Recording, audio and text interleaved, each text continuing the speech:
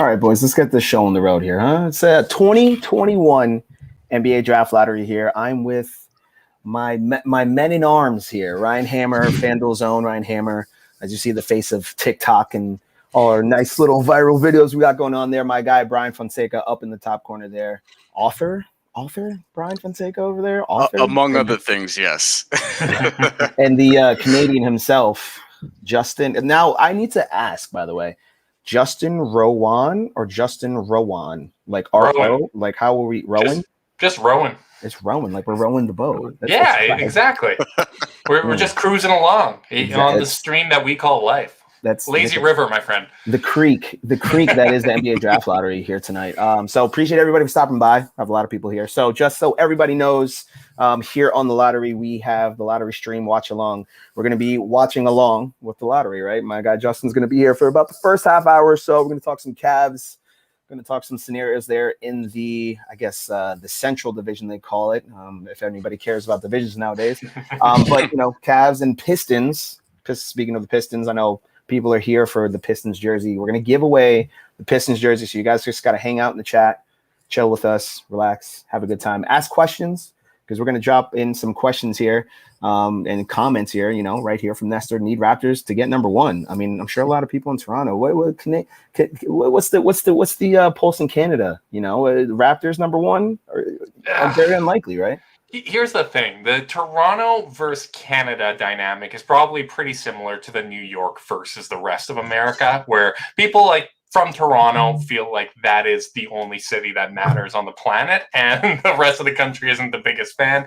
You do have Raptors fans all across the country, but I know here we got a good mix of Lakers and a little bit of everything else.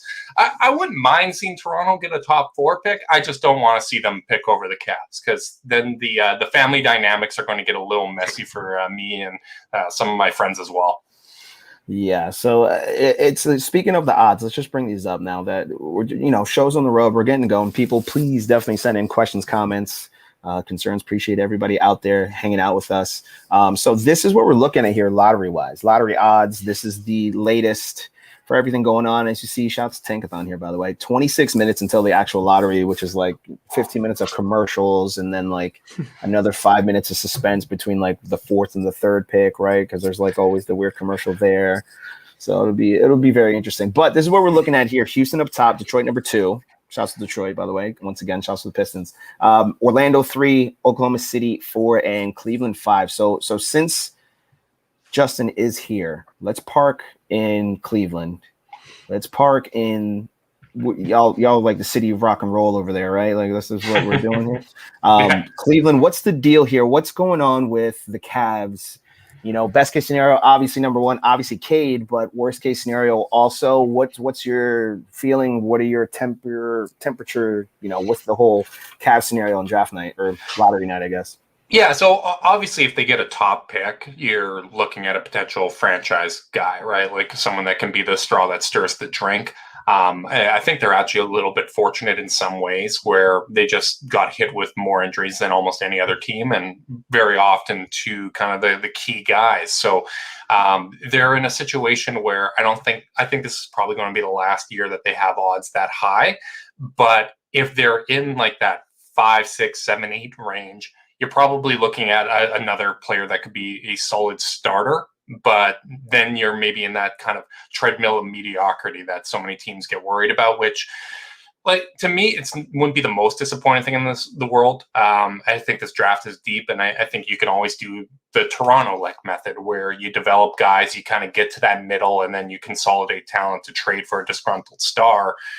But, man, getting a top pick in this draft, especially looking at the talent, the first 4 there, that would be a real game changer, because there's a lot of guys that fit well with the existing young core and could really make a difference. So Ryan Hammer, I'll kick it to you, because I know you were talking earlier about some of these. We were talking about some of these top prospects. I mean, Cade's the guy, right, up top. It has to be him. Yeah, I mean, he's the go-to guy. He's the consensus number 1, as consensus as you can get in, I think, everybody's opinion at this point. So, yeah, I mean, he's insane. I mean, I don't know if there's any OKC fans in the chat, but I mean, that would be kind of a cheat code, right? If you just went to Oklahoma City, and he was just there the whole time, and just like, all right, we already got the guy here. He's already here, and it's just like, Brian, what do you? If OKC gets 1-5 with all the future picks they have the potential to turn this thing around really quick, because there are some really quality players even at 5-6. Like if you add Cade and Scotty Barnes or something like that, or Jonathan Kuminga, and you have all those picks, like I wouldn't be surprised to see Presti take some swings. Yeah. No, go ahead, Brian. What were you gonna say? No, I was gonna say add that to SGA and Lou Dort, like with a couple of the other young pieces they have. Like SGA is a ball dominant guard, but they would figure that out in no time, I think, with a lot of young aspiring guards like that. So yeah, no, for sure. So Brian Fonseca, my guy, top 5. Which one of these teams are you looking at? Like you're just like they could get Cade and take that step into something, right? Or is it anybody there in 5? Is it Cleveland, or we have to go like maybe Toronto by the the skin of their teeth, hopefully get Cade. I mean, that'd be crazy if they get Cade Cunningham with an already team that's kind of like semi-playoffs. Like, Right. All right, cool, we're there. I mean, even if they get top 5, that's nuts. But if you had a pick of any of these guys and they can get that number 1 pick for Cade, who would you give the magical wand to? Ooh, not to gas up Justin here, but it could, like, Cleveland actually has some interesting players on their roster already, right? So you're looking at the Sexland backcourt, my favorite nickname in the NBA, not for nothing. We got the poster right behind me. There you go. But here's the thing: it's like even if you have to break them up, right, and bring in Cade Cunningham, like you'll do it and get something back for Colin Sexton, who's extension eligible, and I'm not even sure like what his value is. Not in a bad way necessarily. I just don't know, but you'll be able to get something back. Jared Allen, who I covered a lot when he was with the Nets. Like this is a good foundational piece for them if they decide to keep him moving forward. If they do decide to flip him for whatever reason, they can get value there. Although I kind of see them keeping him. So it's like you can have like a good, 3-4 young players on your roster, regardless of like where they go. Orlando was probably the other team that I'm sort of looking at to see if they can finally get out of whatever it was. Like we tend to forget with the Magic, they had a lot of injuries last year. Jonathan Isaac got hurt. Markelle Fultz was starting to look like he was doing all right. Probably the best that he's looked since he got into the NBA. Then he got hurt. And they made a trade, during the trade deadline. They got a lot back for Vucevic, so we'll see what happens with Wendell Carter Jr. And Cole Anthony was one of the better rookies, at least at the end of last year. So there's like a lot of interesting scenarios. I will also note that, we sort of look at the lottery all the time as like who can get to number 1, 2, or 3. We see good players falling to 14, all the time. Devin Booker is playing right now in the playoffs. We saw Bam Adebayo, what he was able to do last year in the playoffs. And, during this season, getting to, all defense second team and things of that nature. And Donovan Mitchell goes without saying, like you're able to find these guys. So it's also on the organization to find the right dudes and develop them properly, because some teams are in the lottery every year and some teams are just kind of one and done and they get back and we don't see them again here unless it's some sort of trade scenario.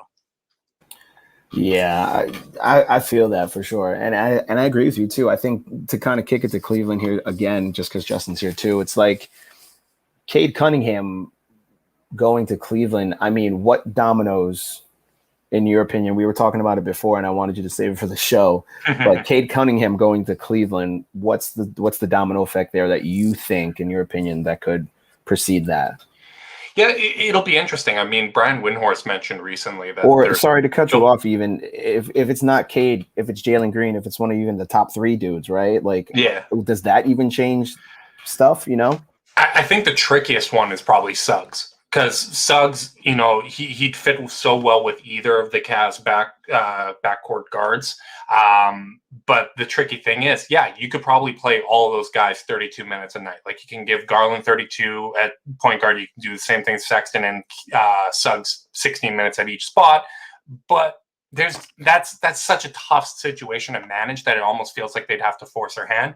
I wouldn't actually be surprised if they're at 4 and Suggs is the guy that's there. I wouldn't be surprised to see them shop that pick to see if there's a proven player, maybe like someone 25 or under, so it still fits with the young core, but someone that's proven, because I know that they're confident about the young core. They like the 4 guys that they have, and they want to accentuate that, and they want to put the right pieces around them. So that'll be tricky. Evan Mobley's an interesting one. I kind of feel like he's in that Chris Bosh, Anthony Davis mold where, yeah, his long-term future might be as a center, but he's really skinny now. He's really skinny, and his skill set's a little more to play the four. So I don't think it forces their hand with the Jared Allen trade. I think you play those guys together for a couple of years and see where that goes. But Mobley is one of those really interesting guys where I think in a lot of years, he'd go number one. Like, there's quite a few guys. I'd say the top four in this draft go number one last year. Obviously, LaMelo, since he's come into the league, has elevated his stature. But just looking at that kind of pre-draft evaluation, I'd say these four guys would have gone above him because, God, Anthony Edwards went above him.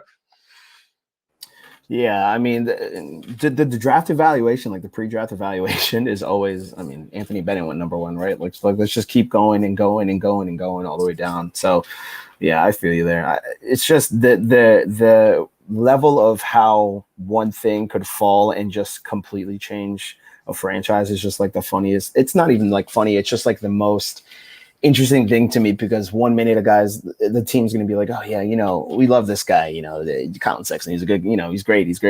And then, they get the number one pick, and it's like, oh, well, maybe we have an option here to kind of send him out and potentially get something else on the roster. You know what I mean? So like, imagine if the Pelicans got Cade to play with Zion, what effect does that have? Like, does that change how they approach having Brandon Ingram on the roster? Like, right. Golden State's in that mix. So that's what I was going to go to next is Golden State. Like, anywhere, right? Put them anywhere. Put them 5. Put them, leave them at 6. They're going to get a good player pretty much, right? Like, so Ryan, what do you think, Ryan Hammer, in your opinion, from a Golden State perspective?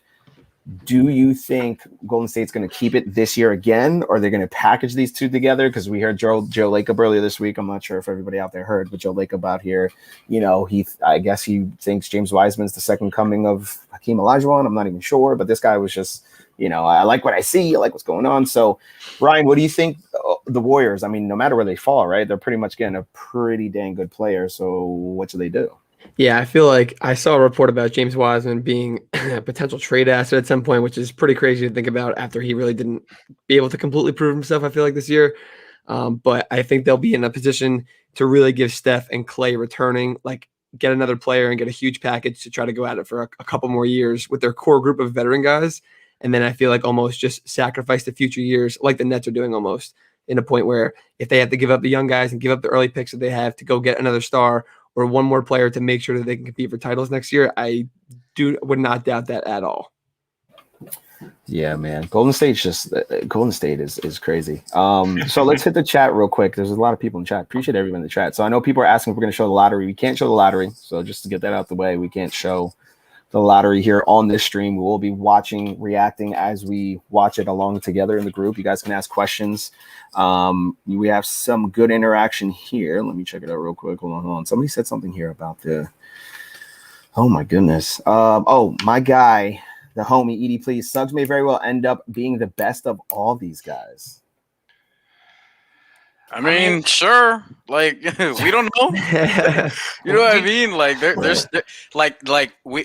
were a lot of people. Like, the cool thing was, this is one of my favorite things. The cool thing was before the 2019 draft, like, Cam Reddish is going to be better than RJ and Zion, because like people tend to, and I'm not saying this is the case with Suggs. I actually like Suggs very much, and he will be one of my top probably 3 guys if I made a big board, which I'm not going to do because that shit takes mad work.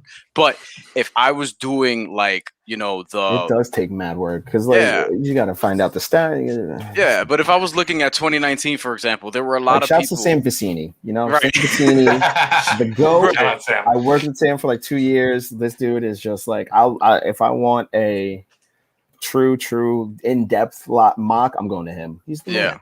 But there were a lot of people in 2019 who actually saw RJ, Zion, and Cam Reddish play together at Duke and came away being like, Cam Reddish is going to be the best player. Now, he got hurt this year, but I'm just going to go out on a limb and say the trajectory, not as good as RJ or Zion right now. So we'll see. I like Jalen Suggs very much, but like, am I putting money on him to be better than Evan Mobley or Cade Cunningham right now? I just don't have the balls to do it. I'm glad you do, though. Yeah, I mean, we don't know anything. Like we can act like we do, but at the end of the day, like where the situation a player ends up in is so important. Like how strong is the player development staff? Are they put in this position to succeed? Like Rob, you mentioned it before, but like some of these best teams, like Utah, Denver, Toronto, when they won the championship, like they're doing it without top 10 picks on the roster. Like the talent that's coming into the league is getting greater and greater. Like you get really solid players throughout the entire lottery. So I feel like none of these teams are going to be in a bad position as long as they're capitalizing on that talent. Personally, like I always admit that I don't watch a lot of college. I know there's some people that'll sit there and act like they're experts on every single NBA team and every single college team. Oh, yeah, I saw that Oklahoma State versus Fresno State game in October. Yeah, I saw that. I bring on experts and then I form really strong opinions based off of their opinions. And for me, like Suggs, he kind of screams like to me like a more explosive Drew Holiday. And I do not mean that as like a diss or anything like that. The way that he performed in the tournament, I think really shows you what his mental makeup is. But Jalen Green doing that against grown men in the G League, really condensed schedule. I think they played like 13 games in 21 days or something like that against grown men. I just like Green just a little more. I think he's a little more explosive.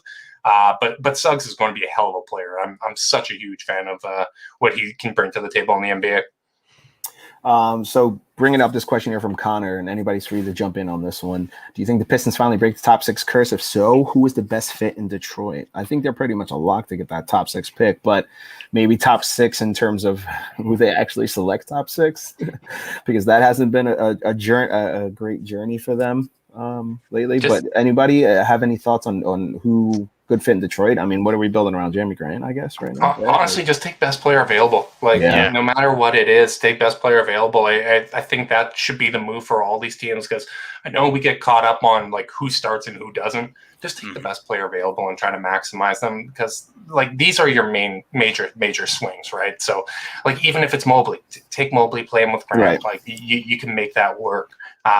Maybe Scotty Barnes is the only awkward one, but once you get to like that third tier, there's so many guys that are so close that you can probably draft a little more for fit, but still like go for the upside at this point. I would agree with that. They got a couple of young forwards also. Like Sadiq Bey is one of my favorite guys from the draft last year for sure. He definitely was slept on through, and I know the Nets fans really wanted him after they had the chance to get him. But him and Isaiah Stewart, along with Jeremy Grant, like if they have the option to go front court, like you said, best player available, they might not have the choice if Evan Mobley's there or Kuminga and they're falling. But at some point, they're probably going to have to go consider the guard spots and just be like, you know what, can we build a team that's going to be like decent now? So, yeah. Yeah, shout out to Sadiq Bey, by the way. He has a nice little jersey coming up on the giveaway. So shout out to Sadiq Bey. There you go. And 1 point on Jonathan Kuminga, like, and Rob, like from New York City, like he was balling out here with the New York Jayhawks. Like this is a player that we've been hearing about locally for a while. So I would say that very Karl Anthony Townsy, if I can relate it to a height, because I remember Cat when he was coming out of the northern Jersey area, Union. He was. I went to one of his games at Keene, and it was electric, dude. Like, and Kuminga, Mo Bamba was a little bit, but like not that much because well, that was because of the song. Like, a lot of Mo Bamba type was his song. New York when that Mo Bamba song came on was crazy. But yeah, I agree though. He's a big deal. Yeah, like Kuminga's nice. He is a 3 who he might be thrusted into some small ball 4 just the way that the NBA sort of works now. It's like if you're 6'6", you're going to have to play the 4 sometime because that's just how people are just sort of trotting out these rosters. But look, if he falls to the Pistons, or I say fall loosely because we're not sure where they're going to be at, but if he winds up on the Pistons, for the Pistons fans in the chat, like that's somebody who can work really well with them too. I'm not sure what the long-term plan is for Jeremy Grant because there was sort of a sniffle of a trade rumor at some point already in the first year of his contract. I think he only has 2 years left. Correct me if I'm wrong, but we'll see what happens there. He's not somebody that I think that they're going to be necessarily married to unless, they begin winning with him. But we'll end up seeing what happens with that. Yeah, and like you could always move him to the 3 too, right? Like I think he's at his best as a 4, but if you need to play your best players on the floor for a given stretch, and you're playing Evan Mobley at the 4, yeah, go ahead and just move Jeremy Grant to the 3 and figure it out from there. Like, it's going to be really interesting. I think this is going to be a really special draft class, and I think even though we're focused on the top 4, I think all these teams that are picking in the top 10 are going to be getting some guys that are really going to matter and be relevant in the NBA. Yeah, I mean that's the deal, right? Like the top 5 is like supposed to be can't miss. Like it's supposed to be just top 5, and that's it. So honestly, I got Scotty Barnes at 5. Like he's moved up there for me. Like I almost feel like he's going to make that Patrick Williams type jump that we saw last year. Like he had a better season at FSU than Patrick Williams had, but like you watch his defensive highlights and they're scary. Like I don't see guys impact the game at that level. The fact that he was playing point guard basically as a power forward is really attractive. And yeah, the outside shot's going to take some time, but man, the potential's there for him. He was really good at Geico Nationals over here locally also. Scotty Barnes is like one of the best players like when he came out here too, and he sort of made that impression. I thought he had a really strong year at Florida State. So I agree that he's probably, again, if I had to make that fake big board thing, which I might just do a top 10 just for the hell of it because I keep referencing it, like Scotty Barnes would probably be 5th. Real quick in the notes app, real quick, right? Just break it out. Yeah, just send it out. Be like, all right, guys, go ahead, argue about it. It's Barnes and Kuminga. Like it's going to come down to that preference at 5, which might be a fit thing, right? Right.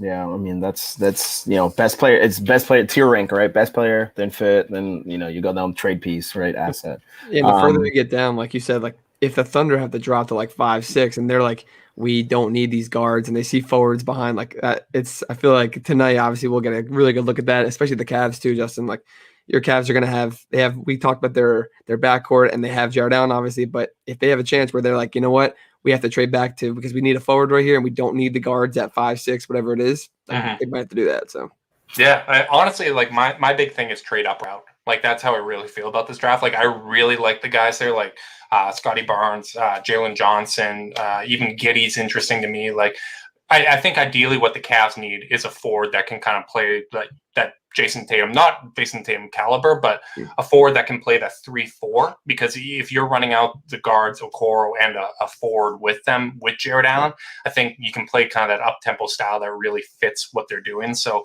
for me, if it's not in the top 3, I'd almost start shopping that pick. Like I'd be interested in trading up for one of those top 3 guys, but if it falls outside of that, see what the market is. Try combining that with some of the guys you already got.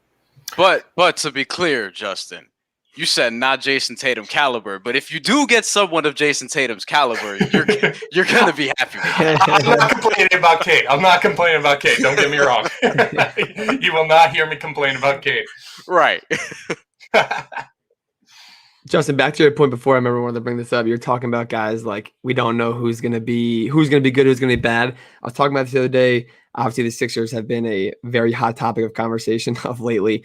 But the Markelle Fultz year and Jason Tatum and Lonzo in that draft, people talk about, like Fultz was the number 1 pick that year. Like that was going to happen. And you see the things all the time. Like you said, organizations have to like develop those players, especially the young guys that are freshmen, 18, 19 coming into the league. Like it is such a difference where almost every team would have taken Fultz at number 1 that year. Oh yeah. But how they develop him and like obviously it didn't work out in Philly. His injuries are a whole nother story, but similar story with Lonzo too. Like compared to some of the other guys, it's how teams develop them. He's starting to like see progress with the Pelicans. So I feel like the first time LeBron left, the Cavs had really good luck, but bad team building. Like they made a lot of mistakes. The Kyrie pick was nice, but outside of that, like a lot of the decision making was poor. This time around, I feel like they haven't had the luck, but the decisions they've made have been solid. Like obviously the Kevin Love extension hasn't really worked out well, but they wanted to have an adult in the locker room because they saw how bad things go when you don't have that. And the picks they've made at 8, 5, 5 have been good. Getting Jared Allen for basically like their involvement in the Drew Holiday trade is crazy. Like that's really finding value in the market. Just for like popping in, just like, like the one dude at the party that just pops in is like, oh, hey, you want a shot? Like, yeah, sure. I'll take one. Why not? I'm here, right? Like it's hilarious because they essentially turned George Hill into the Andre Drummond rental, which didn't work out, but take a swing, and Jared Allen. Like the assets they got for George Hill were traded for Drummond and then traded for Jared Allen. Like that's crazy. Like that's finding value in the margin. So I'm hoping there's some karma that, hey, they were going for it and then injuries just kind of wrecked them. Maybe there's no justice in the universe. I know nobody's going to have sympathy for a Cavs fan when it comes to the draft lottery, but you know what? I'm trying to make my pitch to the universe right now. To get the energy out there. I feel you. So before we get Justin out of here, before he skates out for the evening, we're gonna do a quick sim spin, I guess we could call it, right? I know people are asking for a sim, so let's see if we can get one in. See what we think. Top pick. I'll let Justin make the top pick, no matter who it is. Justin take the top pick.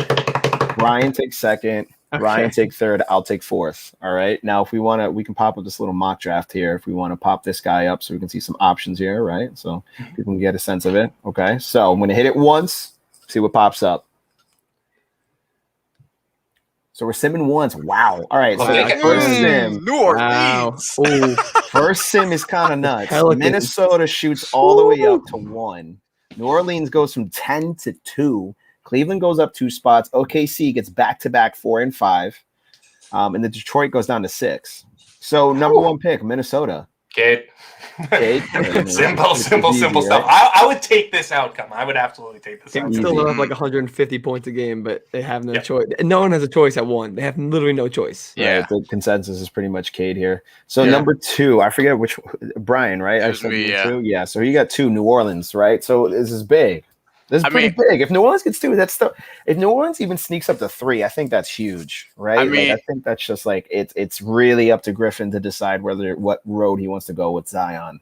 Yeah. See, here's the thing. Like, first, I would call around and be like, "Yo, if I package Ingram and a number 2, what could I get? You know, just to see, Washington. Just to see, because you have Zion already. You know, just to see. You know, and then, but it's like I want to pick Evan Mobley here. The thing is, him and Zion. I'm not sure how much sense that sort of makes, so I will go with Suggs probably at number 2. At the guard, yeah. I mean, plus they're probably going to lose Josh Hart, right? So you're probably going to have possibly Lonzo also. Lonzo too, yeah. I think if they did get to keep Lonzo, I feel like having him take so much pressure off being an off-ball guard and being able to focus on both sides of the floor and not running the offense, like worrying about dishing the ball to Zion all the time. Having 2 guards would help Lonzo's progression so much. Will they keep him?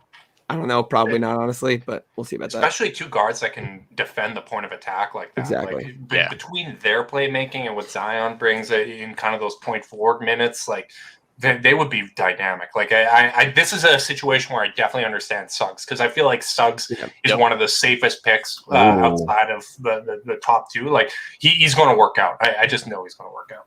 GM Brian, I'm throwing this up for you real quick. Number 2 pick. No, why would I do that? Why would I put Simmons and Zion on the same team?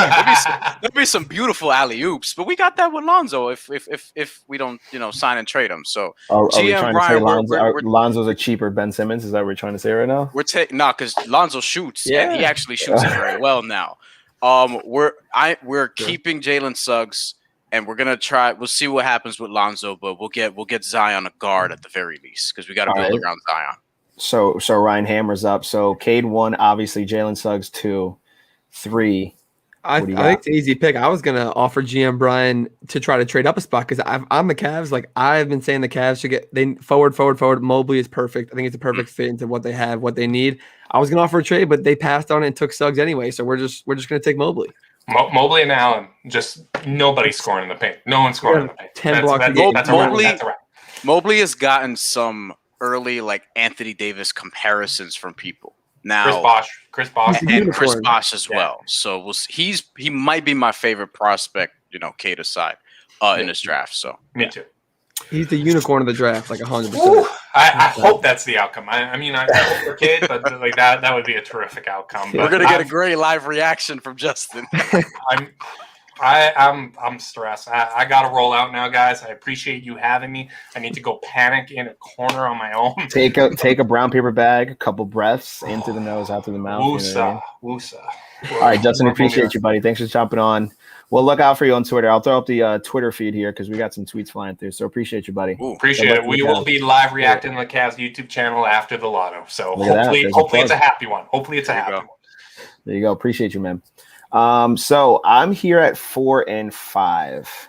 And it's interesting, right? Because it's OKC. So there's the scenario in which I can take possibly the youngest player in the draft, if not the second youngest here, Keon Johnson, or wow. These guys from overseas are a little bit younger. But, I mean, top 5 here, right? You're looking at the G League kid, Jalen Green.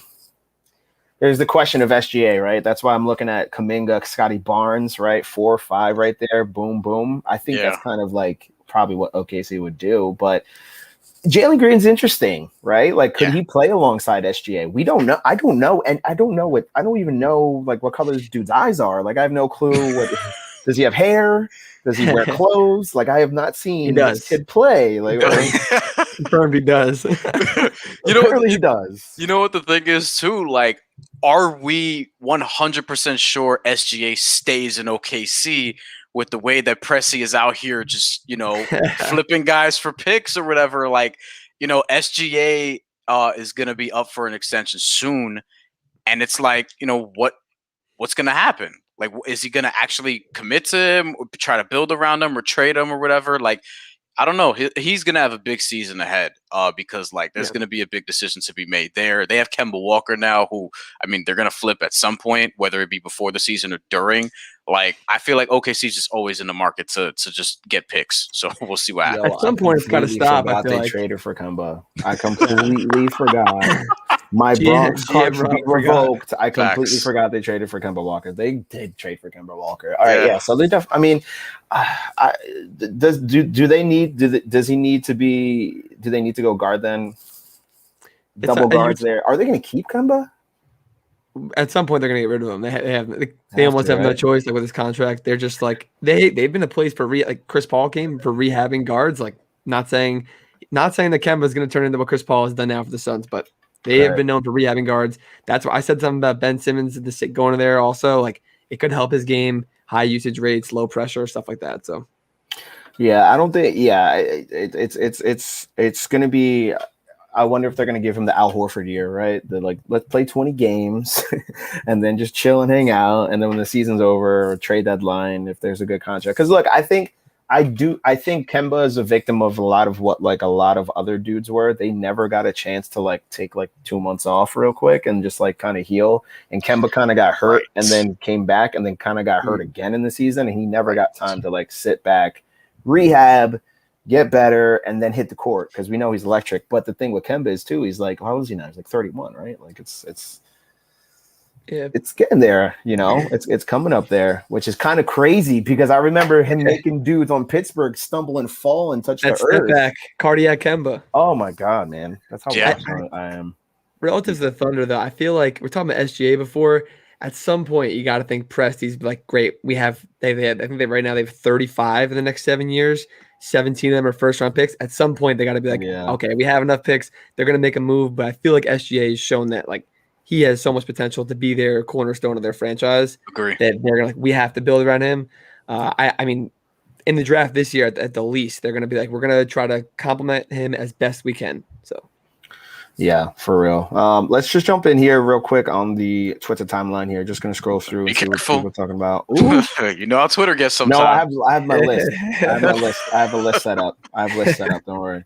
I have the NBA. The NBA. We'll just need Devin Booker's drip. That's all we need. Yeah, the Devin Booker drip looking like Barney is great. Yeah. So here are the odds once again for everybody who needs to get a nice little look here. 14%.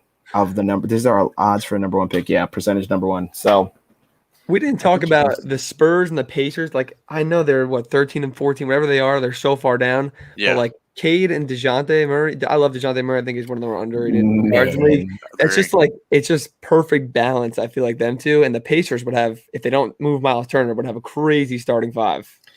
Well, I mean, it would also probably give them more incentive to like see what they can get for Brogdon and Miles Turner in some sort of package. One of the teams with like very shitty odds that I was sort of looking at was like, what if Sacramento were just to get up here? Like, I don't know if there are any Kings fans in the chat. Show yourself, but look, Sacramento. I mean, they could obviously benefit from a top 3 selection here because they just have a lot of parts right now. So we'll see. I do agree with this gentleman right here who says Golden State's going to get something because it just feels like Golden State's going to get something. But they also have to kind of, right? Like I just feel like we were doing it before like we started the stream. And by the way, everybody, the ESPN's coverage has begun of the draft lottery. If you want to turn it on, again, they're not doing anything for like the first 15 minutes. We'll 8:45 we'll start. They'll start to do all the stuff. But back to Golden State, like it's so weird because we did multiple sims of this lottery, and we can probably do it again. But how many times, guys, did we do it where like it was Golden State 3, Golden State 2, Golden State? You know what I mean? Tankathon is trying to tell you something. Like it was Golden that State's gonna get a good pick. It was that and Houston falling out of the top 4. Like those are the two things I kept seeing. It was like Minnesota's not keeping their pick. Golden State's coming out of this thing with 2 lottery picks. It's like I just keep seeing it, and I'm just like, oh man. It's just like that's Minnesota. I'm sure would love to keep the pick, but like Golden State keeping 2 lottery picks, and just like even if they don't keep the picks, right? They're just gonna sit here and do something with it, right? We're gonna get something out of it. Even if they get a nice role player somehow, right? Or even if they find a way to package a bad contract, pick a bad contract they have or a big contract, and find a way to get some more role players. I mean, we saw how important all these role players are now, right? In the postseason. Talk about any team, any of these teams. Pick a team, pick a role player. Their importance. Yeah. I mean, a random 20 a game for this dude. Kevin Huerter scoring the closeout game 7, dude. Like, I mean, for all intents and purposes, he's a role player. He's not a first option, but he killed it. So Golden State, I mean, like Clay's coming back if he's healthy. We saw Draymond. I mean, for what the Warriors were, I mean, Draymond was nice last year. Draymond was nice. Like when he played, he was good. Candidate.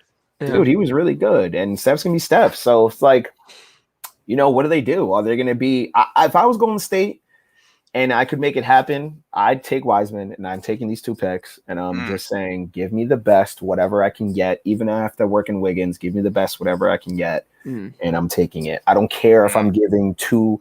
I don't care if I'm giving 2 first-round picks for Bradley Beal, right? Like I don't care if I'm overpaying because we're at that point right now where it's like, these dudes are so old, like you kind of have to, you know what I mean? Like it's tough. I think there's a world where they can keep Wiseman and it makes sense, but you bring up an interesting point because the money is big, right? Because then there's also a scenario where you could seemingly talk yourself into a situation where you're like, could we talk to Utah about trading Draymond Green for Rudy Gobert? But you might not need Draymond I'm just saying, Green though, right? Like you might not need Draymond Green. And the thing is, like, but I'm just saying money wise, right? Because like you're at that point where Gobert's money's so big, you know what I mean? Yeah. But the thing with Golden State though is like I can see a scenario where, because I still think Wiseman is going to be good, right? Good to what level? But I still think that's going to work out. Like we tend to like just shit on these dudes way too early in their career. Like, yo, it was his rookie year. Like let's give him some time. You know what I mean? He was a kid who barely played college basketball because of that whole NCAA stuff. So like, let's give him some time to develop. At the same time, how much time do they actually have? Because Steph Curry is where he is in his career, and Klay Thompson and Draymond Green. So I think your point about sort of packaging those picks with James Wiseman and seeing what they could get. I don't know if it's, you know, you try to make the salaries match for a Karl Anthony Towns or somebody like that. Yeah, but I think there's a lot of different scenarios. Yeah, there's the thing is like in some I forget who said it here in chat. Shane said, why would the Warriors want Beal? Why not? Right? Like why not? If you're the Warriors and you can just sit here and say, I can trade Andrew Wiggins and 2 first-round picks for Bradley Beal. Yeah, bro, I'm doing. You know what I mean? That's firepower. Yeah, I mean, whatever. Like, even if it's just like Curry would love that. Yeah, I mean, like, I think at the most, it's just like you're just stacking up. I mean, look at the Nets, right? Look at the Nets. The team that was the favorite that 2 weeks ago was the number 1 favorite, right? Where everybody, even if it was, you know, whatever it was, they crumbled. So they like that's like. I'm all about the arms race, right? I'm all about the arms race. Like, load up, dude. Load up.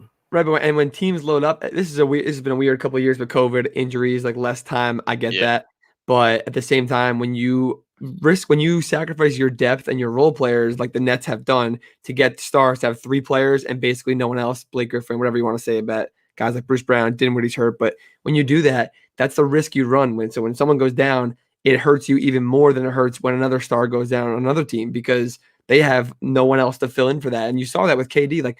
Harden played 52 minutes in that game 7. He was not okay, and KD can't do it alone, obviously. So, like, that's just the risk you run when you put together these super teams. And this year, they're showing that, like, that the NBA is showing that, you know what, you don't have to have a super team to win the league. and maybe the Clippers are like close to that. But I think if like the Suns win, or the Bucks, the Hawks, like teams in small markets are going to be like, we don't have to do that. We don't have to do that. And the Warriors might say the same thing. Yeah. I mean, it's kind of crazy, man, how the lottery could affect like teams that are on the cusp of the playoffs or teams that are just like one move away from making a full reshift. You know, they brought out the briefcases, by the way, boys. They brought out the briefcases. Ready to tell the Pacers they have the 13th pick. Let's do one more sim real quick. Let's do one more sim. All right, let's do one more sim. Let's see what we got here. Magical sim. Everybody chat, get ready. Okay. Right. So sim here breaking up the top 5. Orlando's 1, which is something we talked about earlier too. Before Justin would love this. Cleveland 2nd. Cleveland 2. Another Cleveland like jumping up there, right? And then Detroit, Houston, OKC. That's still a win for Detroit. Right. Because you're still top 3. I mean, honestly, Detroit, like Houston keeps their pick. Detroit staying and anywhere in the top 4 is the W for them because they pretty much can't miss, right? Especially if they can get one of those guards. If they can get one of those guards, man. They have Killian Hayes, but like someone commented as a Pistons fan, all I expect is pain. Listen, if you get this 3rd overall pick, there will be a lot less pain. If they make the right decision. So as like the Pistons, I think they're in a nice spot. For example, Jalen Green, right? Get this kid. I like everyone in this top 7 because I like Davion Mitchell also, who we haven't really touched on. Davion Mitchell is tough as hell. I like him a lot. Not related to Donovan Mitchell. Well, that was the thing, right? Like people were googling that. They were like, "Yo, the play." They were the same number too, right? Right. Yeah, 45.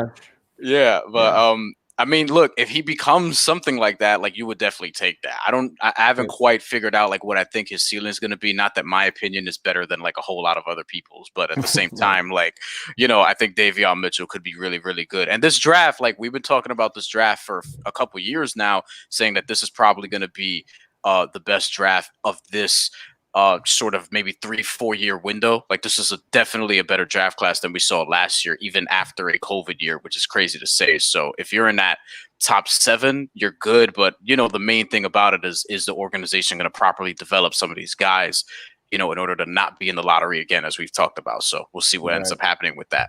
Right. Yeah. They can make as many picks as they want. You see teams do it all the time, but like, and everyone might agree that, you know, Cade's the number 1 overall pick or Mobley's 2, whatever it is, and how they kind of handle that guy and develop that guy over time and fit him into their system is everything. Like I brought up about Markelle Fultz and the Sixers before. Injuries happened, but didn't work out. Lonzo in LA, like stuff like that. But it's really on front offices to make the decision, which sometimes can be the easy decision, but it's on the whole organization to like develop those guys. It's a whole nother story. Yeah, the development is just so key. So before we get things cooking, everything here with the lottery, because they are getting it started here on ESPN. Just a couple things to go over.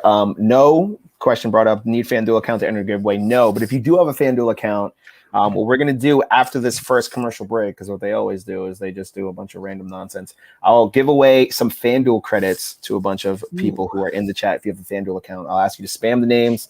I'll copy a bunch. I'll gift, 5-10 people. So for the big giveaway, though, for the Sadiq Bey jersey, you just got to be in chat. We're going to give it away after the lottery's concluded, so we see where the Pistons land, and then we'll do the giveaway there. So that's just a little going over of some things that we got going on here. So just keeping a lock, just keeping the ear out here. I'll pretty much announce when we're going to give away the jersey. So again, probably around like 9 o'clock before the game starts, and then FanDuel credits. We'll give away some creds. After they make the first, they usually go up to like 6 or whatever like that. So we'll drop a couple shekels in some accounts there. So make sure you guys are here active in the chat at the least, so that we can do a giveaway. So let's get back to the lottery situation here. Let's actually go and check out what's going on, the rumbles in the Twitter land. I don't think much is going on here.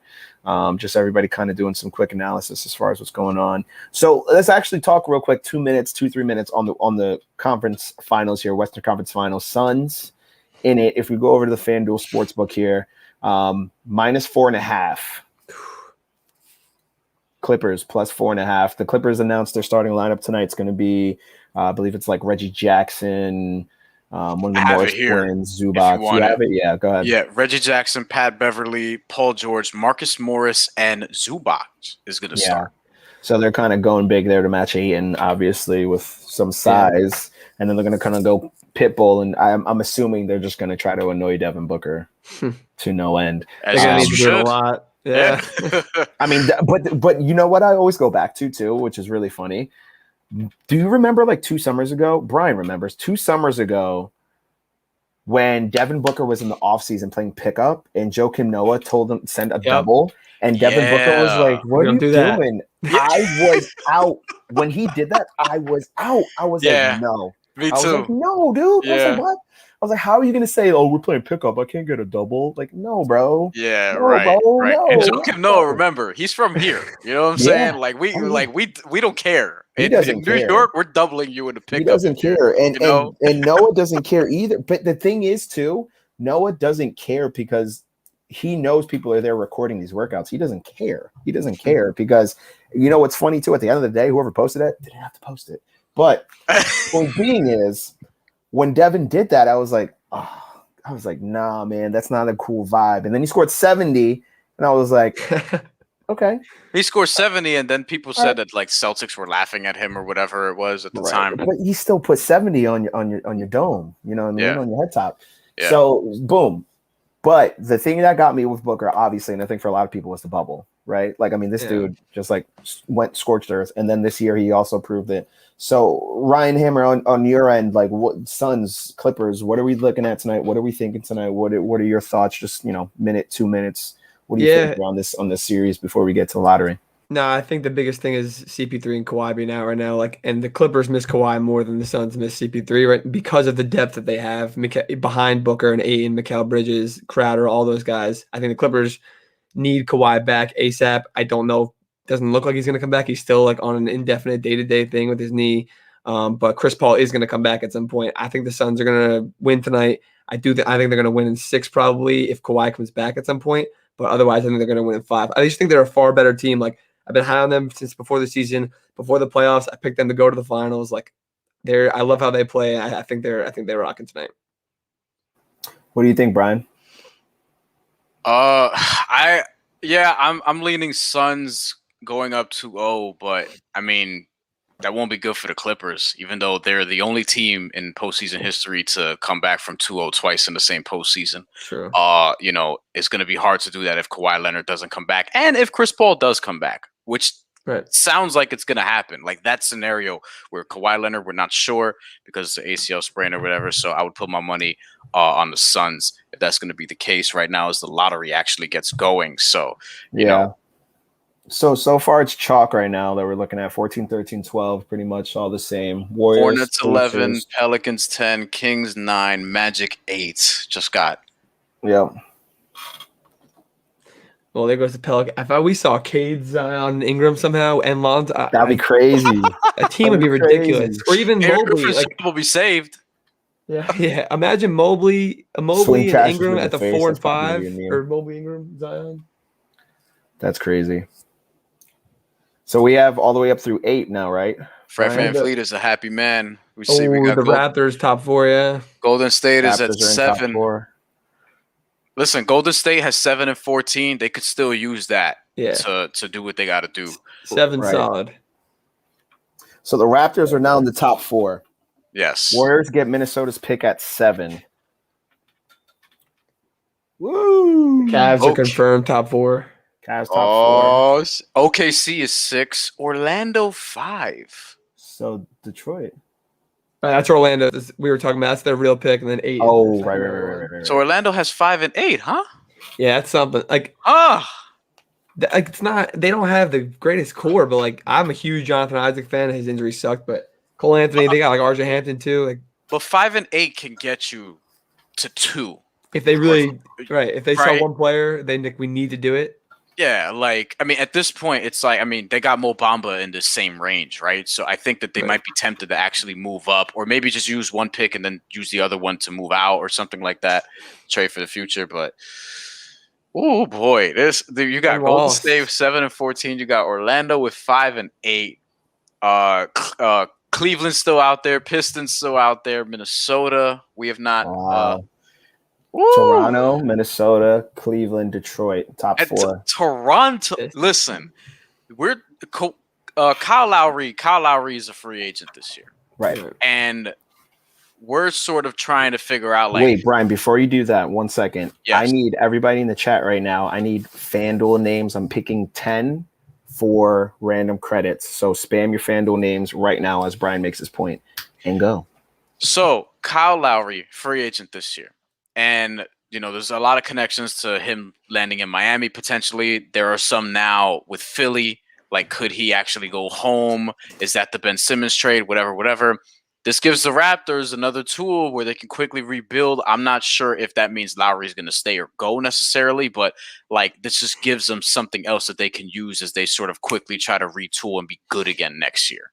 Yeah, and if they're 1, 2, or 3, like I was thinking about this before, if they have a chance at obviously Cade, you take Cade, but Jalen Suggs would be perfect if they can let Lowry walk. They don't even have to make an effort. They can be great. You know what? Like, Jalen Green is less of a ball dominant guard than Suggs in running the offense and being like a true point, I think. But if they had a chance at Suggs, like if Mobley went 2 or if they were 2, I'm sure they would take that, because like to pair him with Siakam, Van Fleet, like OG is not a bad team at all. Like, they're back in playoff contention for sure.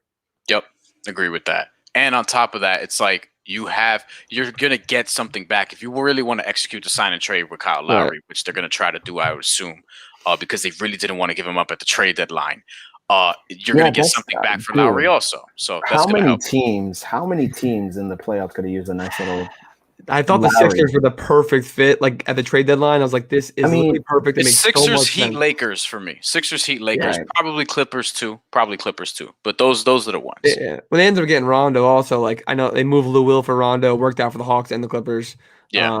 But like that was their guy, and Rondo's actually been good in the playoffs for them. So I'm not gonna get on that. But obviously, I'd rather have Lowry at a younger age and I think more prominent stage in his career. So yeah. I think so right here is the latest in terms of the lottery. This is just a little screenshot off the interwebs here, but this is the scenarios we're looking at right here. These are the top. These are the 5 through 14, 3 and 4. The other two teams obviously in the mix here are going to be the Pistons and the Timberwolves. So the order is going to be revealed here shortly. I got about 10 names here, by the way. So shouts to everybody in the FanDuel chats here that were spamming their names. So I appreciate y'all. We're going to do the jersey giveaway after the number 1 picks revealed, and then we'll be hanging out for a little bit until Western Conference Finals gets kicked off, rock and roll in probably the first quarter or so of that. So just wanted to remind everybody, appreciate y'all for stopping by too, by the way. 500 in here chilling with us on Twitch and YouTube. Appreciate everybody in the chat. Let's get some questions up here on the board. What luck did the Pistons get? Pistons pick is not up yet. We're about to come back. We talked about the Magic real fast, getting 5 and 8. Like, it's a good package to have. Could have two top 10 picks, but they could have had a top 4 pick easily. Like, their own pick was slated to be in that top 4, so they got pushed back a pretty decent amount, like 2 spots, right? So like, it's good to have 5 and 8. Obviously, it's good to have 2 top 10 picks, but I'd probably thinking they're wishing they wouldn't have to trade up into the top 3. They would already be there. Yeah, no, for sure. I feel that for sure.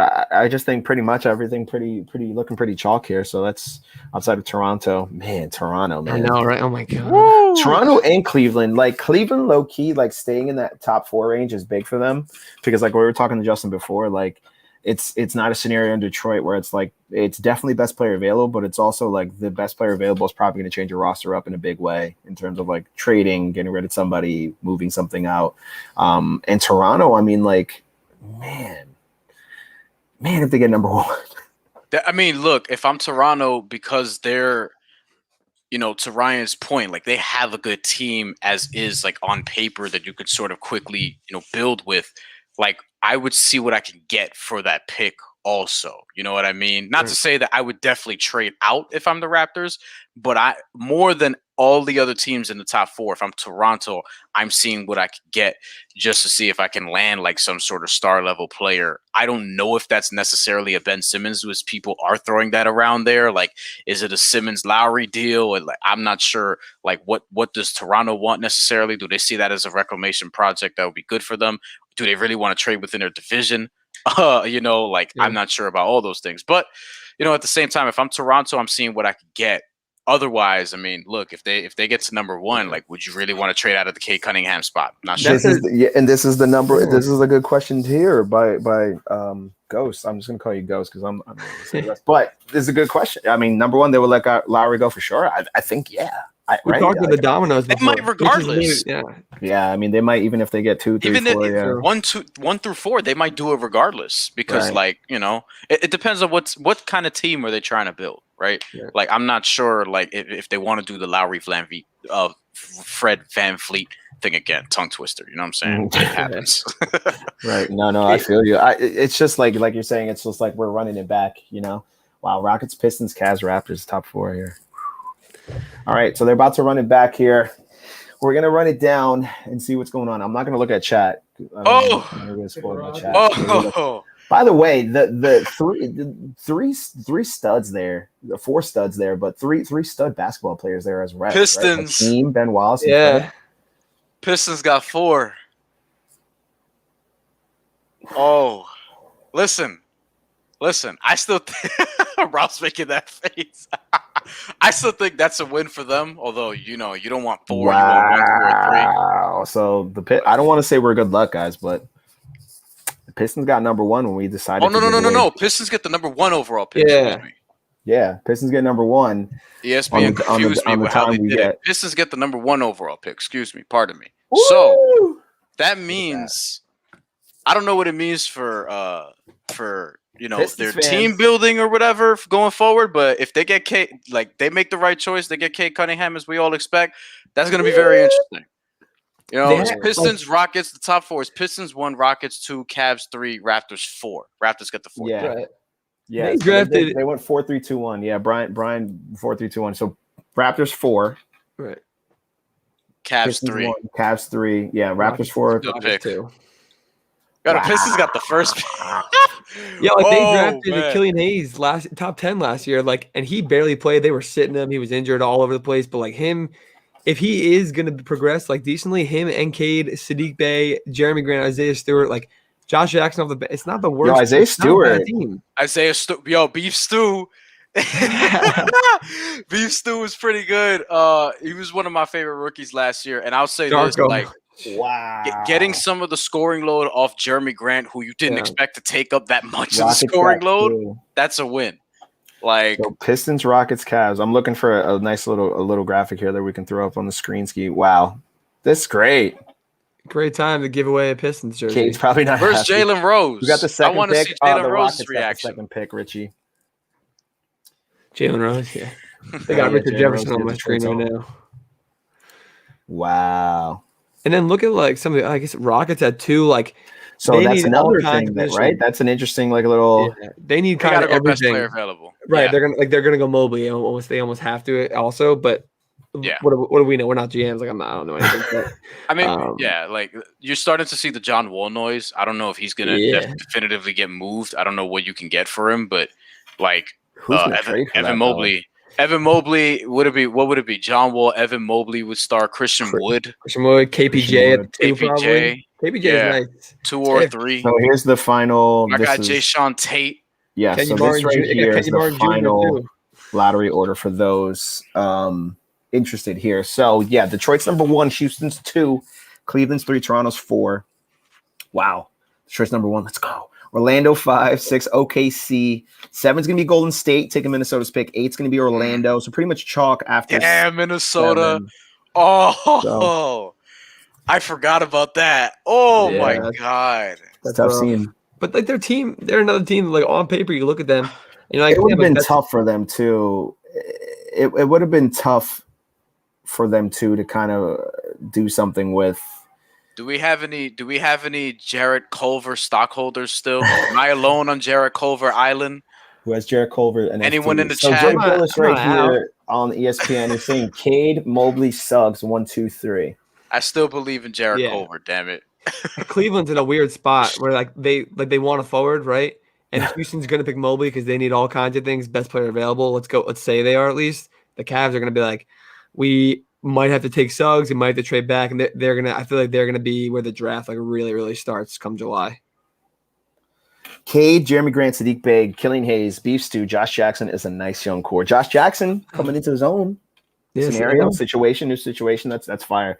All right, I think we got to celebrate this, right? We got to see if this is. That's nice. Cade, Jeremy Grant, Sadiq Bey, Isaiah Stewart, some scores. It's interesting. I don't know if it makes the playoffs next year. The East is tough. Yeah. And the season's going to be But that's weird. not going to be what it's but- about, though, too. Yeah. You know what I mean? I Right. don't think They're I mean, gonna I go know in the right Pistons direction. fans- Yeah. right. I know Pistons fans are probably like, ready for it to, ready for things to go in the proper direction. But I just don't. It's not going to be that season for that. You know what I mean? So Yeah. I think But if we running do like make the playoffs, go crazy. if they run like Very true. Cade on the floor with Killian Hayes, like it's basically what the Mavs do with Luka and Jalen Brunson. Like it works out well because Luka Facts. ends up doing everything, but he doesn't have to do everything in the regular season, especially. Like Cade won't have to do everything. He can be ball dominant when he wants to be, when he needs to be. But Killian Hayes is there to still help like balance the offense. I think it ends up working pretty well in that situation. But then again, what will the Pistons do is a real question. So yeah, I think so too. I think it's going to be high time for Detroit to kind of come up with. I mean, man, Cade Cunningham. Now, somebody in chat also said too. I don't think Cade wants to go there. Would he really do that? who knows? It's a I mean, player's league. if he did, you'll get somebody.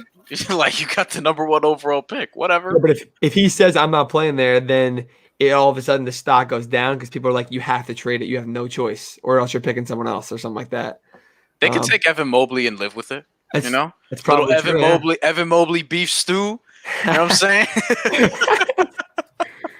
That might work. Yeah. That might be a good frontline mix there. All right, so everybody in the chat, we have the jersey to give away. It is a signed Sadiq Bey jersey. I picked it. I was a little background info. I picked Sadiq Bey. Yeah, he's the hey. I like him. He's the Yes. future, man. He can play. He can hoop. He good came pistol. into his own in the second half of the year, so that's big. He So was to enter probably- into the giveaway, all you have to do is type !enter in whatever chat you're in. Twitch, YouTube, I'll be able to check it here on my side and make sure you're entered in. But !enter. Try it out a little bit. Give yourself some stuff for the jersey giveaway. !enter. Sadiq Bey was Go. like after the top 3 rookies. He was 4 for sure this year. Like he was class. He was real good though. Look at them. Rob got him going crazy in the chat. Look, Sadiq Bey. Look, this is a good young player jersey. You know what I mean? Like, so He is. it's a good choice. It's good memorabilia. It's like holding his rookie card, rookie auto. Exactly. Oh man, if you had that ready to go.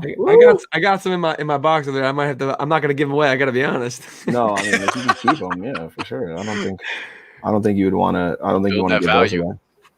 Yeah. Shout out to the Kings picking 9th again. I feel like They they've done can't that. pick a guard, right? If they pick another guard, oh my god. Yeah, like people were throwing around like is the Ben Simmons team Sacramento, and I'm like, I mean, if I have De'Aaron Fox, I'm not doing that. Like Well, I don't. He is a forward. Like Ben Simmons is a forward with above average playmaking skills for the most part. He's a forward. He's 6'10". He plays like a forward, especially on offense. But or especially on defense actually. But if they have De'Aaron Fox, Buddy Hield, who might get moved also, Tyrese Halliburton, who there's no way they give up.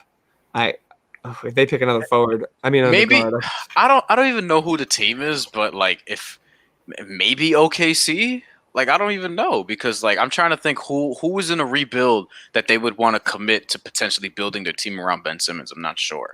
I probably would have said Orlando, but I don't know. I'm not sure. Well, yeah, it's true. There are teams like I feel like the Warriors could pair him with Draymond if they want, like because if they run Steph and Clay, that's enough points on the offensive side. That is enough points between the two of them and whoever else will step up on an average night. But if they paired Ben Simmons with Draymond, like in the front court, it's not the worst thing in the world. I got to be honest. It definitely takes the load off Ben Simmons because he doesn't have to create anything. He doesn't have to create anything. Give it to Steph and Clay when in doubt and let them do whatever.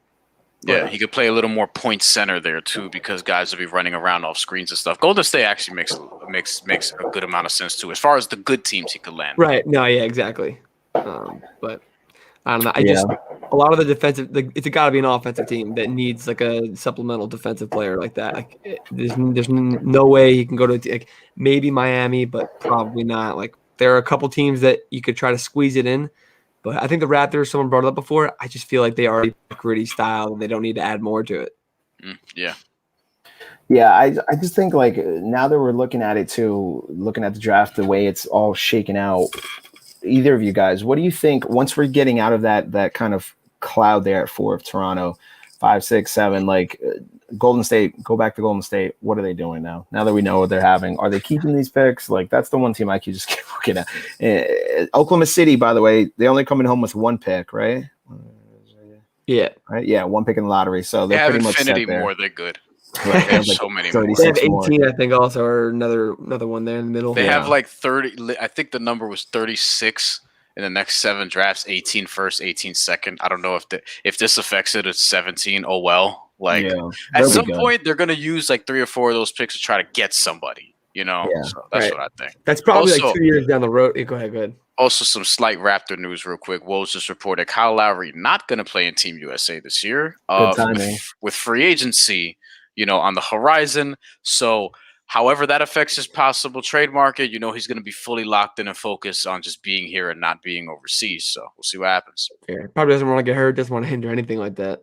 I wouldn't do it either. It's It's going to be his last like big payday. So, yeah. Back to what you were saying with the Thunder real fast. They have so many picks. They have to make a move at some point. They can't draft 34 players in 7 years. They just can't do that. Like they just can't. You can't put 34 guys even on their G League team. They couldn't do it.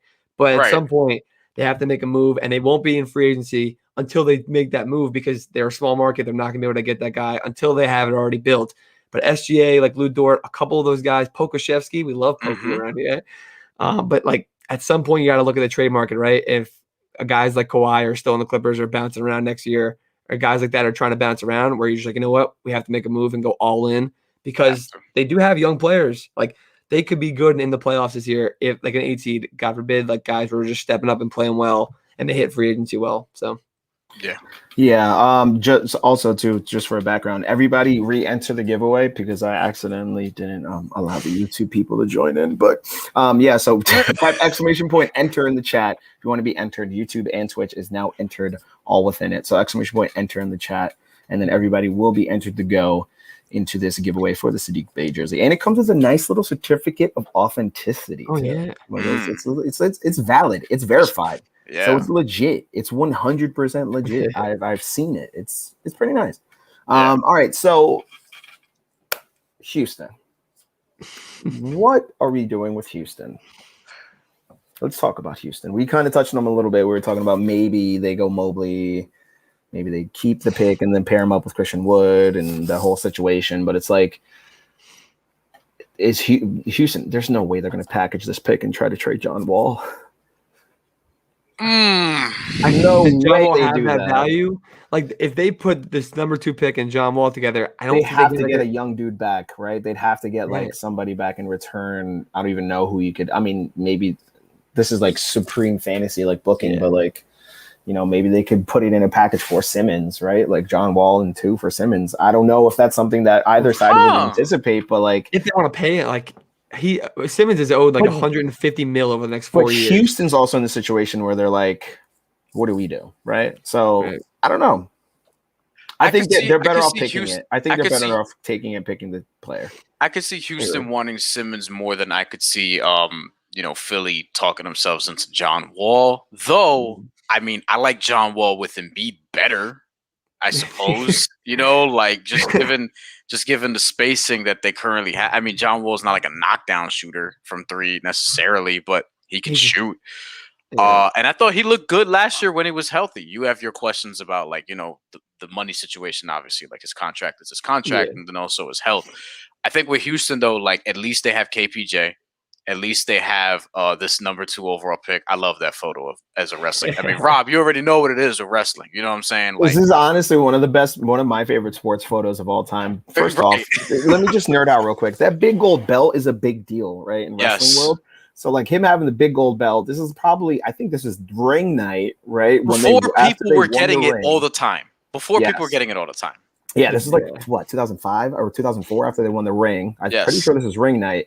And yeah, I mean, the big gold belt is a big deal, right? Like now everybody's getting the WWE championships. Like, that's cool, but like this is like that's probably like my for favorite. Ben Wallace to be the one to do it, right? Not Chauncey, not Rip. It has to be the dude, the meanest, biggest, strongest. Like, obviously, if there was anybody on the Pistons who was a wrestler, it'd be Ben Wallace. Right. He was representing an iconic picture. I like how They always choose random people, like not random, obviously, but you never know who's going to represent each team at the lottery. It's sometimes the current player, Fred VanVleet, was on call for the Raptors. Benoit is like the GM is obviously the easy route, but like sometimes you see some random people. It's really strange.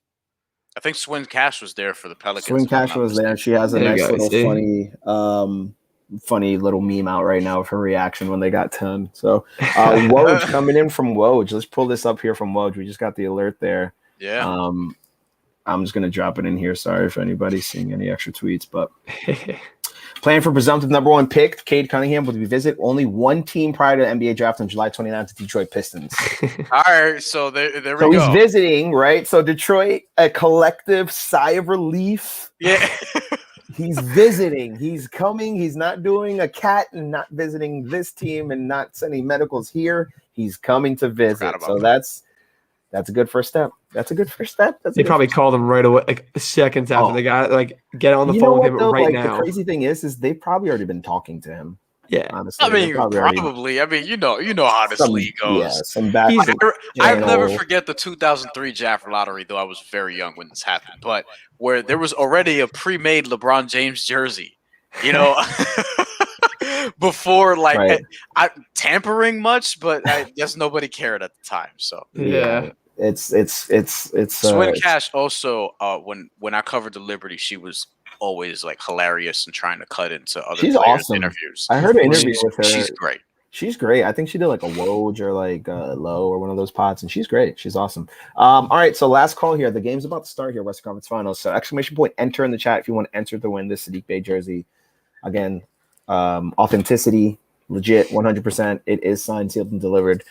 So exclamation point, enter in the chat, either Twitch or YouTube. You're entered to win once you do that. So, all right. So that's the latest from Woj there. That's one team we didn't mention before was the Bulls got like the short end of the stick by not getting in that top 4. But that's a team that people were talking. I saw a couple things about it. Like if they get in top 4 and they put together a good decent 5 to make the playoffs, like for sure. But also too, Chicago's in the spot where it's like, it's tough to say you don't need a top 5 pick, right? But it's also in a spot where it's like, you kind of don't. Like, you kind of have a good selling point in Zach LaVine. Kobe White's kind of fun. They made some noise at the end of the year for injuries. I mean, like, and it's Chicago, right? Like, Chicago's always a selling point. Like, people always want to live in Chicago and the surrounding areas. So it's like, I know there's a lot of Pistons fans here. But still, the point being is Chicago's still a big market, and that's a big sell. So I like, sure, yeah, you top 5 pick and you get, Suggs or Green, or you get one of these dudes, right? But then like, that's the thing with like drafting this high, you're resetting your timeline every time, right? Like you're picking in the top 5, your timeline's reset. It doesn't matter. Like, it doesn't matter if you pick Anthony Bennett or you pick Karl Anthony Towns. Like, your timeline is reset, like no matter what. So you better hope that dude is going to be the one for you, because if not, then you're resetting a timeline for 28-year-old Zach LaVine, right? Like Kobe White, he's second or third year he's going to be in next year, and it's like you don't want to keep doing that, right? So I think Chicago, like, they're good, right? Because they made out of it. They got Vooch. Like, at the end of the day, we're looking at this, right? Do you want Vooch? Or you want the pick? Yeah, and on top of that, Zach LaVine made me a believer last year. To what extent, I'm not sure, but I definitely could buy into a Zach LaVine, Nikola Vucevic tandem, if healthy, could sneak into the playoffs. They got to do some things around it, like Kobe White has to continue to develop. Patrick Williams, we talked about him earlier. This is interesting from Mr. Jackie Moon. Yeah, I wouldn't want to trade LaVine to do it though. No, Kobe White. I mean, you could do something with Kobe. Is it Kobe White future? I don't know their pick situation, but I don't know because they just give a couple away for not gave a couple away. It was a good trade. No, I mean they traded some for Vooch. It was a really good pick. Yeah, but still at the same time, it's like, and I was listening to Windhorst talk about this. It's like, it's tough if you're the Sixers. It's like, what do we have? Like, has Simmons' value ever been worse? Like, besides when he was hurt, like when he would whatever he did, would he break his foot or something like that when he first came in? Yeah. I mean, that was really low, but like now it's like never been worse. Like even then, his value was higher because the curiosity. Yeah, because it was like Right. he's 19, right? You'll be fine, you know. It's crazy how one series does that. Like I don't even think it's one series. series. I think it's just the one stat line of the fourth quarter. But like that thing that TNT keeps running of his like field goal percentage in the fourth quarter. I think this was built up because you sort of saw it. Like, remember the Toronto series? People gave him a lot of breaks. I'll say that. The Toronto series, he was not good either. Matter of fact, Joel Embiid, Tobias Harris were all bad against the Raptors. Jimmy Butler was really the only player that kept them afloat, and they almost won that series somehow. And Ben Simmons got maxed after that, as did Tobias Harris. And since then, it's kind of been like people just waiting for him to sort of turn the corner, specifically on offense. Because on defense, he's great. Defense, he's one of the best players in the NBA. But offensively, like he just has to give you more, especially if he's a max player who just finished the first year of his 5-year extension, by the way. So he's owed a lot of money too. That's what we're talking about. It's like $35 million a year. Like, with that and what recently happened, you could probably go with a normal contract to anybody and they would offer something for him. But at this point, they're going to have such limited options for him that they're going to have to take something that I think a lower value than they thought they would even get. I feel like.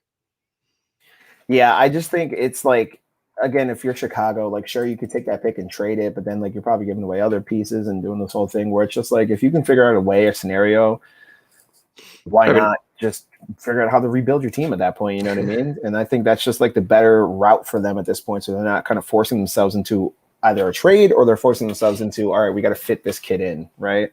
Yeah, so. I feel like I look at what they did with Vucevic, like the trade deadline, and they were out of the playoff picture, and they're still out of the playoff picture. I'm a Hawks guy, but like the Hawks last year, the Rockets wanted to go small ball, got a huge undervalue on Capella, and now he was the leading rebounder in the league. I think he was second or third in blocks, and he's been a pivotal piece for our run in the playoffs. Like that could be another thing where they have that center that can play off their guard and play off their main guy very, very well. If they complement each other well, they can go from being what the Bulls like 10, 11 in the East all the way up to like 4, 5, 6, like hypothetically, if that were to work out like Trey and Capella did. I'm not saying it will, but yeah, no, I feel you for sure. I just think it's we're gonna see what Houston and like how, are the remnants of Daryl Morey still in that front office, right? Like, are they still gonna try to wheel and deal and do all this kind of stuff? So we'll see. So we're gonna end the stream here. We're gonna do a quick little look at this mock. I'll pick a winner here for the giveaway for the jersey. And then we'll go ahead and get this Western Conference Finals game started. Clippers up 2-0 to start, by the way, everybody. So here's the latest mock draft here. Internal FanDuel, good peeps here. The mock draft, number 1, Cade. I mean, that's kind of a giveaway right there. Jalen Suggs, 2 for Houston, kind of what we talked about, right? Like a kind of like, do they want to pair Wood and Mobley? Do they want? Yeah, so Houston at 2 there, but do you want to put the development there of Suggs alongside what they got going on in Houston? Is he going to be ready to go? If they want to pair him with Wood and such. Evan Mobley there for the Cavs. I don't hate it. I think probably Justin would go another route. I think as he was kind of leaning towards Kuminga, but I think Mobley's still good though, right? Like I don't think you can go wrong with Mobley. Especially with Cleveland. You kind of just need the best player available, right? And then he can play with Jared Allen. I think he could. Oh, for sure. I think 4 here, Jalen Green is the most interesting one just because it's it feels to me this looks like a draft and stash type deal, right? Where you're just drafting this kid. He's not ready to go at all. Yeah.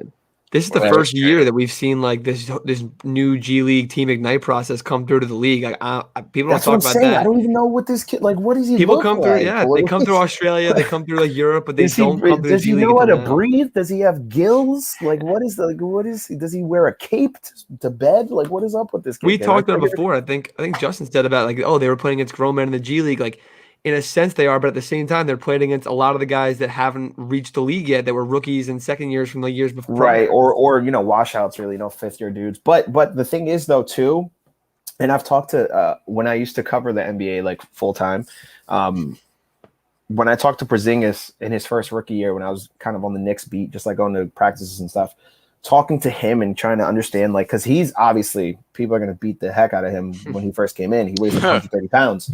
So that's the one thing he kept saying. Like, he's just getting adjusted to getting beat, right? Like, these dudes just get beat. Like, you drive into the rim, you're getting hit.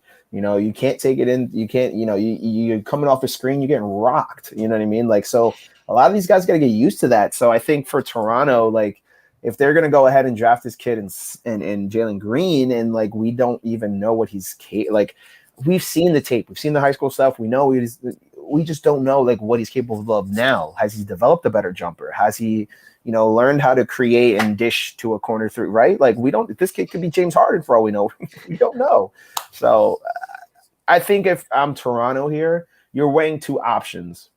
You're going Kuminga, right?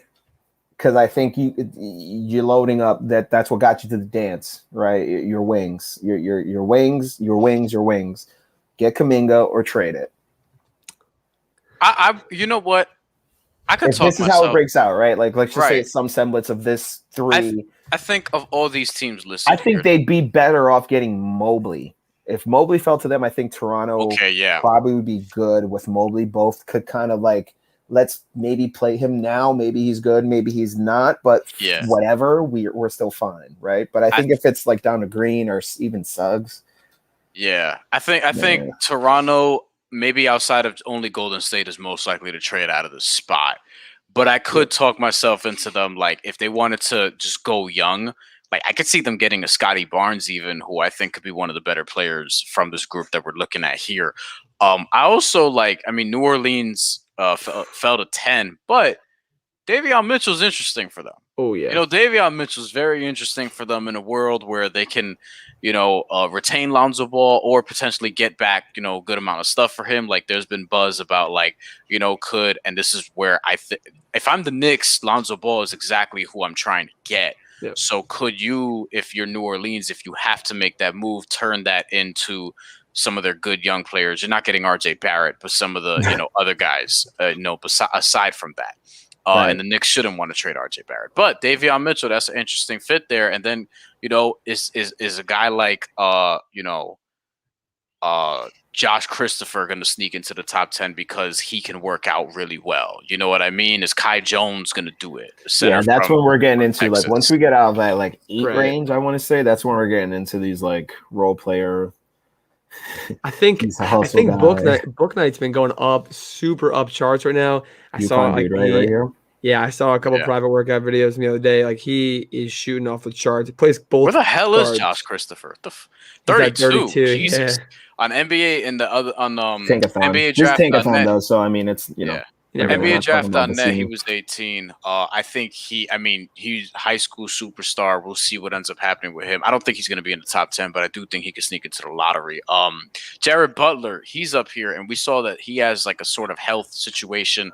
I wasn't too clear on what it was it was or whatever, but Sharif Cooper, I know some Knicks fans who would love to get him because he's one of these guys who can create, pass, and score. Wasn't very efficient at Auburn, but you can see what he could do and how it could translate into the NBA. So, that would be like a stark contrast from where the Knicks were hoping when we draft Frank Ntilikina. Like, maybe this dude could be a big, or even Obi Toppin last year. Or I'm not out on him yet. I'm hoping still. No. I'm not saying that, but I'm saying we were kind of expecting this kid to hit the ground running and play make like a Draymond or something like that, or just swing the ball around, and it's like the kid looks lost.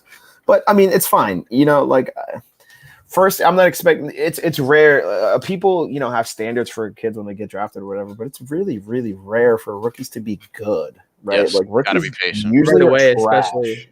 Right. I feel like that's like I see a lot of things in guards. The most, especially direct, instant impact. It takes a while, and some guys develop more over time. I think MPJ is a guy who developed very well over time, and he wasn't like his instant impact wasn't incredible, but he obviously is making his strides. Yeah. But the experienced guards are the guy like Emmanuel Quickly's proven that. Malcolm Brogdon proved that, winning Rookie of the Year. Like, they make their impacts right away.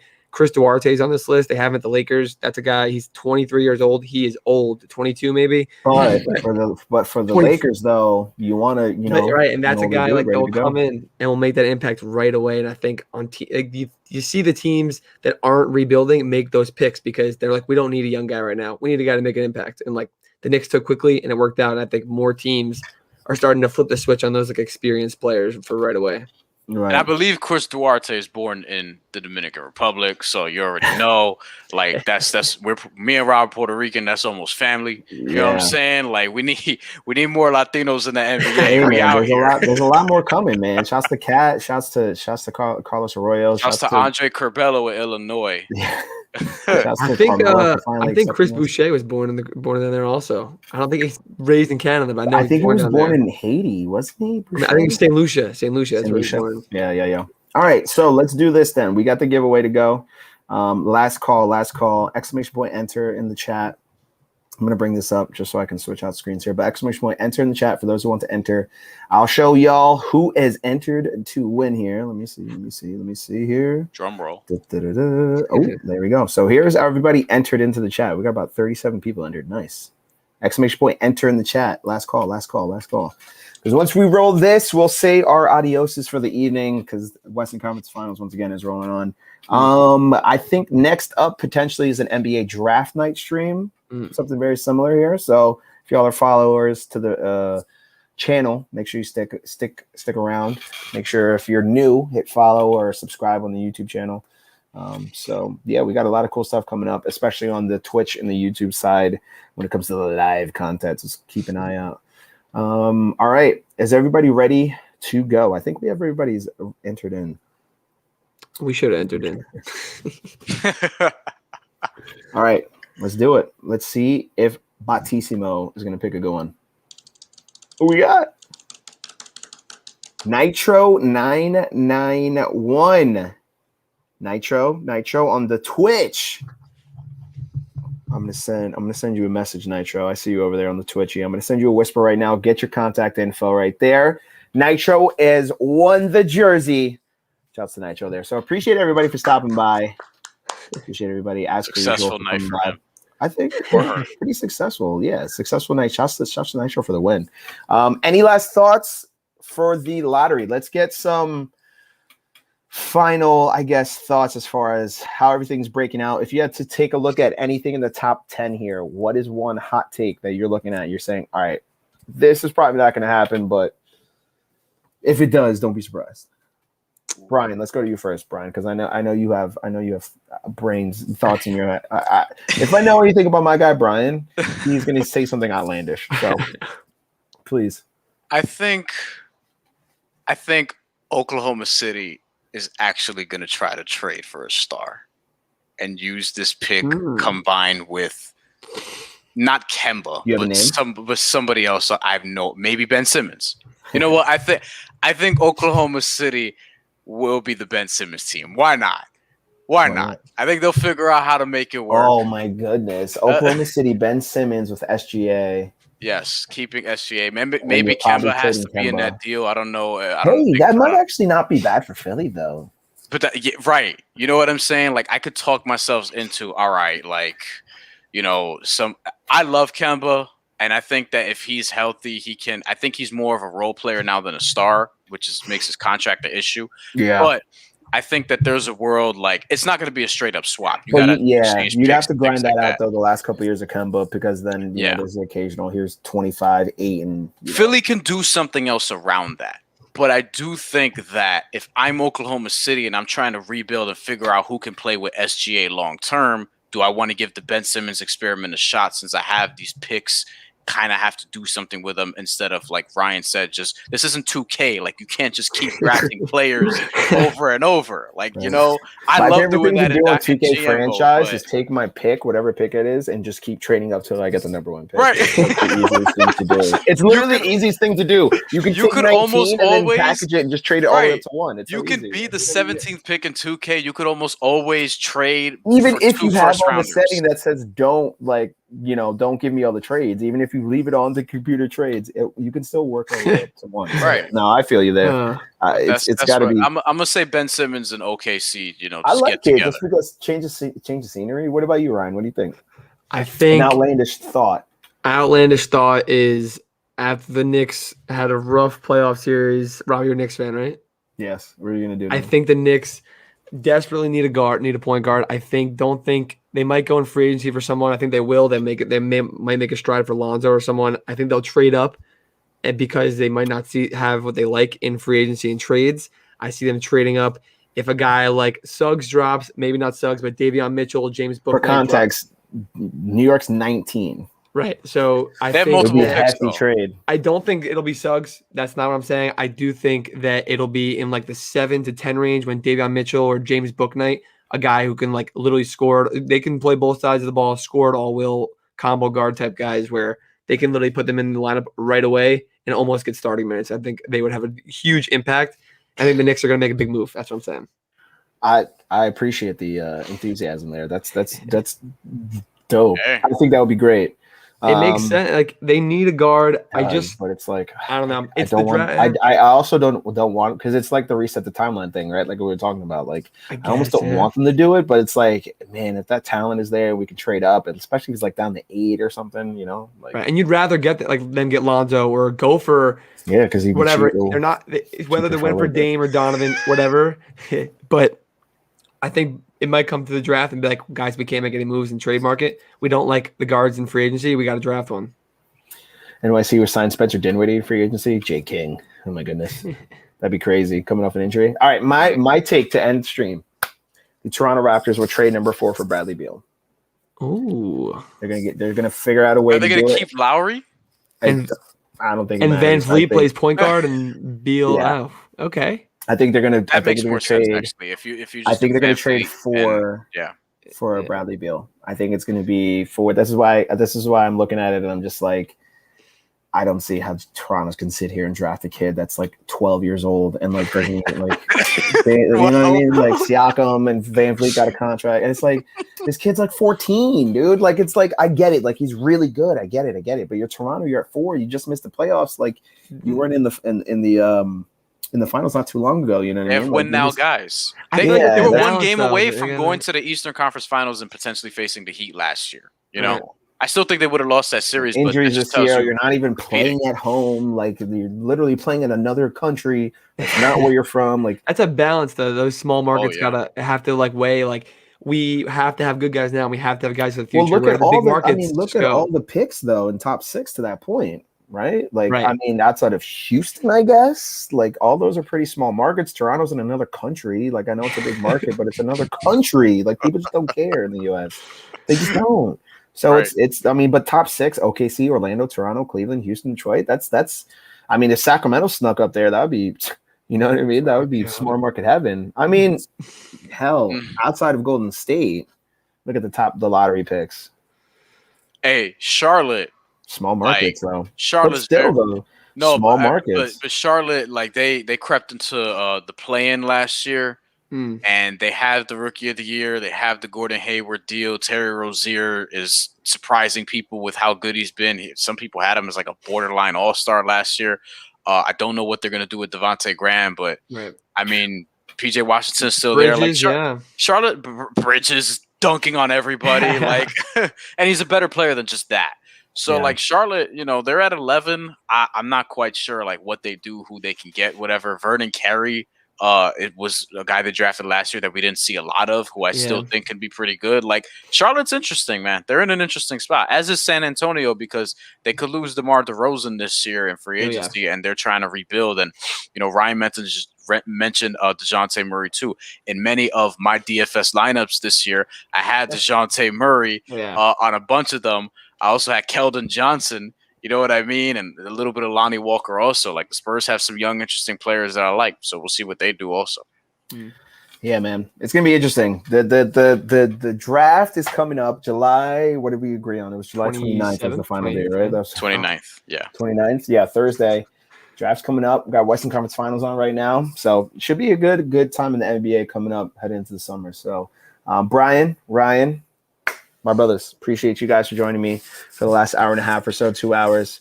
Once again, shout out to my guy, Justin Rowan. Shout out to everybody who chilled with us here in the chat. I will be communicating with the winner, Nitro 0991, excuse me, on your jersey there. We'll exchange information, trying to get you stuff in there. Shout out to my guy, Radio and Cody, by the way. Some guys coming from my stream. Appreciate you guys coming to stop by. Appreciate everybody for stopping by, Twitch, YouTube, all that good stuff. Make sure you are subbed, following the FanDuel channels on across all the platforms, and we'll see you later. See you.